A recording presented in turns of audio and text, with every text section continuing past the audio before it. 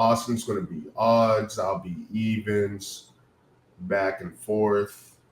And yeah, super interesting draft though, man. Like I said in probably like our 2.0, it's one of the first times in like a decade plus that every team has their first round pick. So Yeah. I mean, I don't really think it's that interesting. Like when I go back and you look at like some of the drafts that we had like the crazy superstars come out of, like I really don't think we're getting that, but I mean, that's why I think it's interesting yeah, is that it's the picks aren't going to be obvious, and I think a lot of teams are going to swing and miss. Like I think a yeah, lot of teams. yeah, That's what makes it interesting to me. Like, oh, this is okay, what you felt about this guy. Okay, yeah, let's see how yeah, that works out for you. yeah. I call this like the meat and potatoes draft. Like you're not maybe getting people with the highest ceiling, but you just get a basic floor, and they're a 6-year starter, and you know what I mean. They just help contribute to winning. That's really all you can ask for in a draft like this. Nah, 100%, 100%. But get you started here at number one, man. Tennessee on the clock, 1 of 1. Yeah, my boy from way back, he hit me. He texted me today and said, "Cam Ward, it is." He's a Tennessee Titans fan, so yeah, I told him that's it's gonna be a fun ride with him. So that's where we're going. Cam Ward, number one overall pick, sticking to the script. Cam Ward, just dial it in. Need a game changer there at quarterback, and Will Levis experiment. Enough of that mayonnaise and banana shit. Get a real competitor in the room. Uh, yeah. So number 2, Cleveland Browns. Um, man, it's tough with them, but once again, this is a what I think is going to happen type mock draft, and based on it feels like they're kind of rolling out a red carpet for a quarterback over there in Cleveland. That's just like the vibe I get right now. Um, Ownership has owned up to the fact that the Deshaun Watson thing That was, was that was humongous because yeah, we would love to have them do that in Dallas, and they will never own up to being wrong. And for them to say it, like I mean, for me personally, I was kind of like, hey, like respect, like you know what I mean. You knew it was damaged goods when you made the call, but even afterwards, for you to admit, like, look, we kind of messed this one up. All right, fair enough. Just make it right. yeah, and then obviously he had that setback with the Achilles or whatever his injury is. So look, man, you got to keep throwing darts at this. I think Shador fits Stefanski's offense pretty well. Most accurate quarterback in the draft, one of the most accurate quarterback seasons in college football history. Despite all the hate, Cleveland got him number 2, Shador Sanders. I mean, Savansky was trying to make it work with Jameis Winston, Joe Flacco, and DTR. So I have a lot of confidence that like Shador Sanders has something he can work with. You know what I Now, mean? how much validity do you see in the Kirk Cousins post draft rumors? Because he has that no trade clause. I And don't see I don't see any in it because if I'm the Falcons, why do I need to get rid of him? Like, there's no reason for me to get rid of him. You're already, bro. You're like, you know what I mean? Like, the money's already in the bank for you. And like, yeah, Penix is our starter, but we know how this like football is finicky. He can take one wrong step and be out for the season. And that and was and Penix, part of the reason why he kind of fell is that injury history in college. right. So if I got again going back, I know it was unorthodox. I know what they did was weird, but they overcorrected on a position that they needed to do that with, and we'll see what happens. But I know they've got to feel good today, knowing they have a starting quarterback. You know what I mean? Like, F everything else. At least we have a starter in Penix that we like and believe in. Yeah. Yeah. So this one's 3. Now I don't we're not doing multiple rounds in this, but like I was actually kind of thinking about this because you seem to really you really believe in Dayball. for whatever reason, he's the coach, and it seems as if you believe in him. Yeah, of course I do. Of course I do. He's like that. Okay. And now since he's like that, and this kind of didn't work out the way that y'all wanted to, do you not like? Would you not kind of prefer to go premium right here and then take a Jalen Milroe? Because Jalen Milroe runs a 4.4. He has the cannon arm. Like, isn't that what he's supposed to be able to do? Isn't like? So my thing on Jalen Milroe, it feels like another Anthony Richardson situation. Super high upside. You're going to see a lot of flashes and whatnot, but it's a lot to fix. So I don't. Here's the thing, bro. Like, he's just not a good quarterback. Like, who do you give? So who do you give Josh Allen's development to? Who do you credit that to? Just Josh Allen just saying that I'm going to become a star one day? Like, it doesn't matter who's coaching me, who's teaching me how to play football. I'm going to become a star. Josh Allen actually knew how to somewhat throw the. No, he did not. Compared to Jalen Milroe, bro, go back and look. He was so inaccurate. He was so inaccurate. His rookie season, he was so inaccurate. Bro, it's not just about the accuracy either. It's just like, do you have the feel? Can you feel that pressure? How you manipulate the pocket? Like, I don't see it with Buddy. You think that's what Josh Allen looked like? I'm not talking about Josh. I'm not saying that. That's not what I'm saying. I'm just saying, look, take Josh Allen out of it. I'll take Milroe third round. Third round would be cool, but in the second round, I'm talking about the second round pick. He's a quarterback, so he's going to get bumped up a little bit. I don't want to. I'm good off him in the second. All right, look. I'm good off him, bro. Because I'm just going off what I see on tape, and dude, it's under construction. Like, it's a lot. It's a lot to fix. All I'm saying is he got a strong arm and he got feet. And the guy that's your head coach, he worked with a guy that had those same traits, and he became something. But nonetheless, it's all about where, you know what I mean? Like, obviously with Shedeur, even though he has a lot of haters, people love him at the back end of the draft or that trade-up situation. People love, even though we don't think that's going to happen. Right. So what does that tell you? If it's like, oh, we'll trade up for him, or Pittsburgh would love for him to fall. Okay, the price is the price. That means you're a first-round pick. If we're going to give up capital to get back into the round to pick him up, that means he's a first-round pick. You know what I mean? And like, nobody plays with the quarterback position. Like, that's the thing that's so weird with the Shedeur situation. For me, it's like, why are we being weird with quarterback now? This has been the one position where they're not weird. They'll overdraft the position. You know what I mean? Nobody thought Bo Nix was like that outside of Sean Payton. Everyone's pretending like they're high on Bo Nix. It's probably like the most annoying thing I see in sports media today is the revisionist history of Bo Nix and how he was talked about around this time. It's crazy. Right. You know what I mean? But I guess they can do that because he had a good season. But I'm just saying, like, I'm either he's trash and he sucks and he's never going to do anything in the NFL, or he's a starting quarterback in the NFL. And I think he's a starting quarterback. No one's saying he's not a starter. They're like, oh, yeah, I just don't see him carrying a team. Well, guess what? He don't have to carry a team. None of these quarterbacks should have. And that's kind of what he was tasked to do. Whether you think he did, an amazing job or not, that's what he was tasked to do over there in Colorado. So, I mean, for me personally, at the number 3 spot, I'm fine with Travis. I'm like more than fine with Travis Hunter and taking the quarterback in round 2. That or Shedeur in round 1. I think I'm in a win-win position as a fan. So it kind of is what it is. I've kind of accepted, like, yeah, we might not get him, but we might.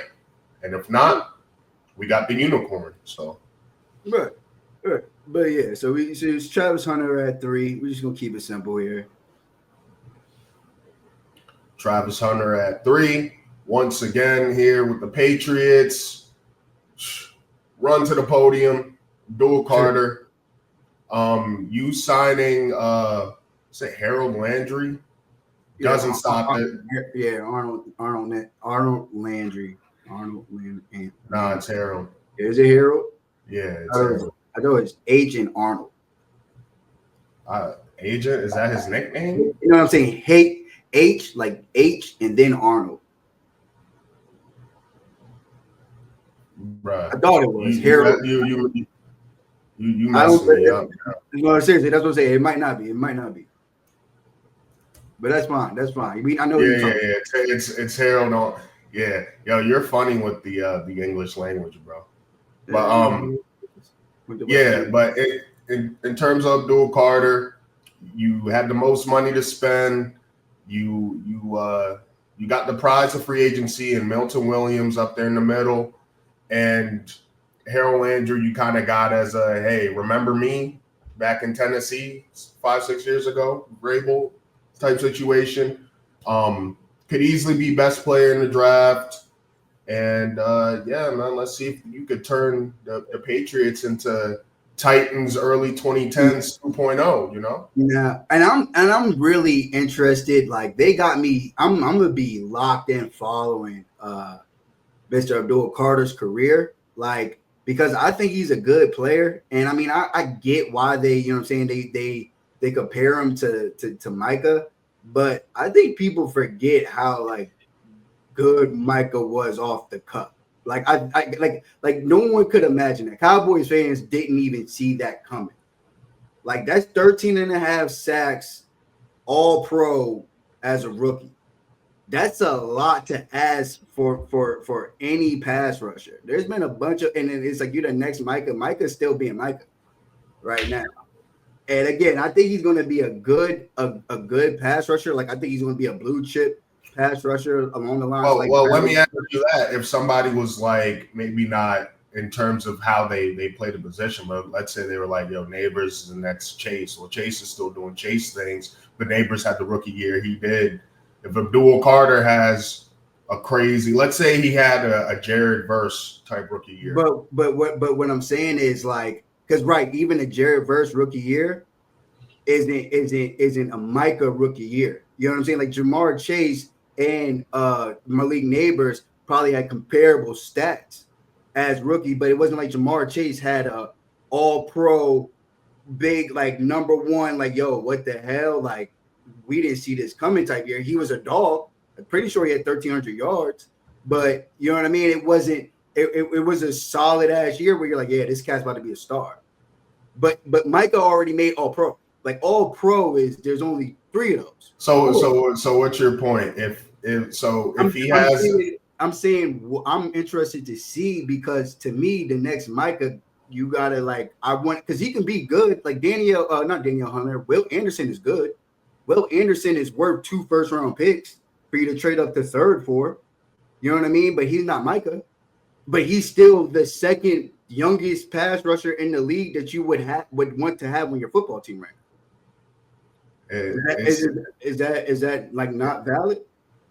No, that's valid. It's just a funny premise. It's like, nah, there's only one and only Micah. Well, it's just I'm interested. I'm interested to watch it because if he does it, I'm not going to be like hating on the boy. I'm like, damn, nah, I don't know what they're doing at Penn State, but well, you know how it goes with these player comps, and it helps that he went to Penn State and they both wore 11. Yeah, I'm not hating on him at all, but I just think like, yo, we didn't even expect what the fuck we got from him.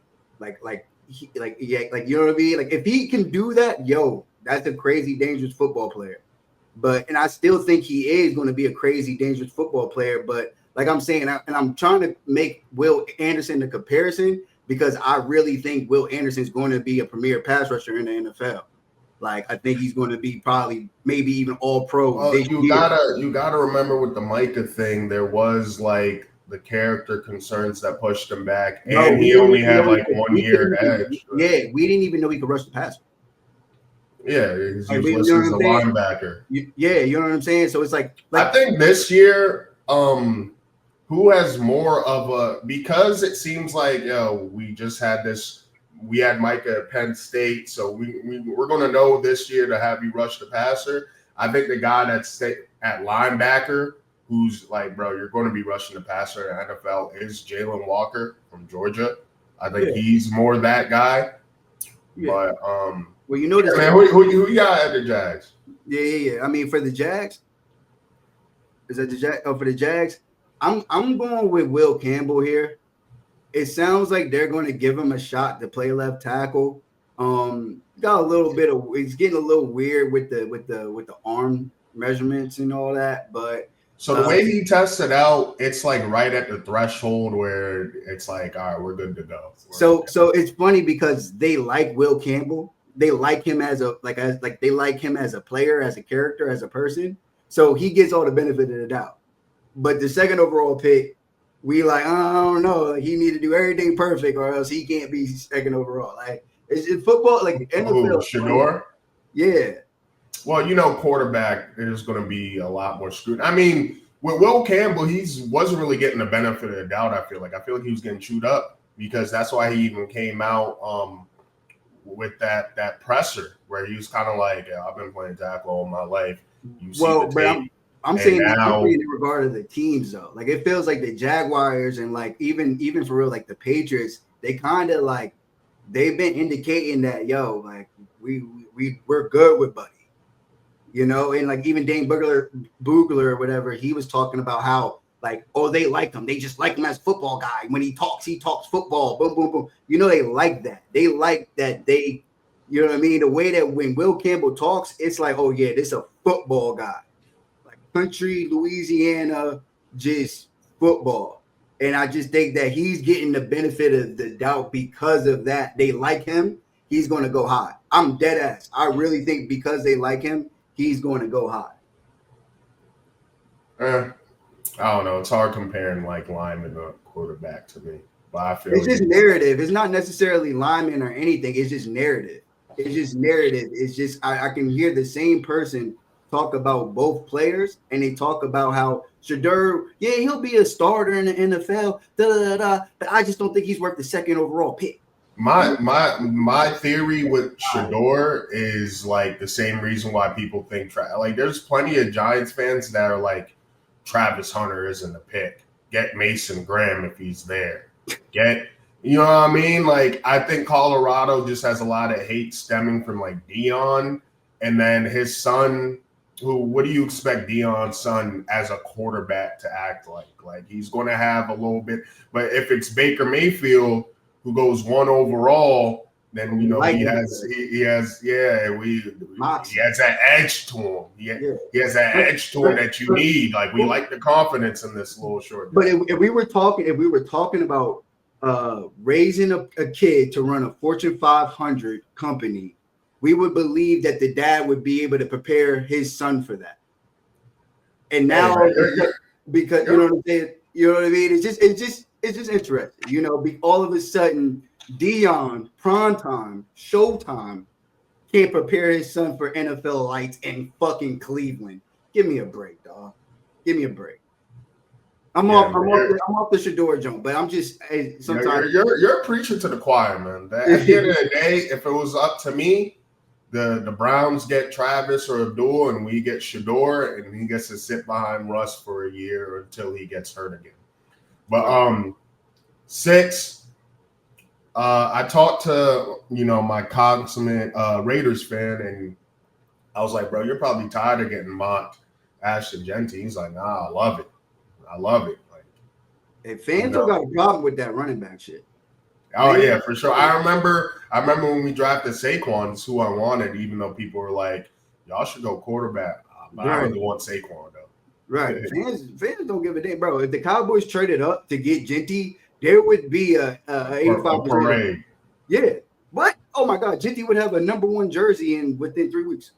Oh yeah. I can see that. I don't give a damn about them picks. But where we at now? We had the Jets. See, weird teams, they do weird shit, and apparently. What do you think they're gonna do? I think they're gonna go Tyler Warren here. I mean, if I was a franchise like the Jets, I would never not be touching a premier 5 position. Like if I'm in the draft, I'm only getting premier 5 positions. I'm not getting cute and I'm drafting a tight end. But they like him, and they wanted Brock Bowers last year, so I think this year they get Tyler Warren for the quarterback of the future. With them, I wouldn't mind them just, yeah, I know you went Olu last year. He seems good, but keep padding that line for Justin Fields. And if it's not Justin Big to the Fields, script. Yeah. yeah, if it's not Justin Fields, because it's like it's a 3-year deal, but the money kind of works out to be A 1 year deal. yeah, It's a 1 year deal. yeah. So but I see them doing this too. Like, look, we did the right thing last year, so like I can see it for sure. We got to get cute. We just got to get cute. We can't help it.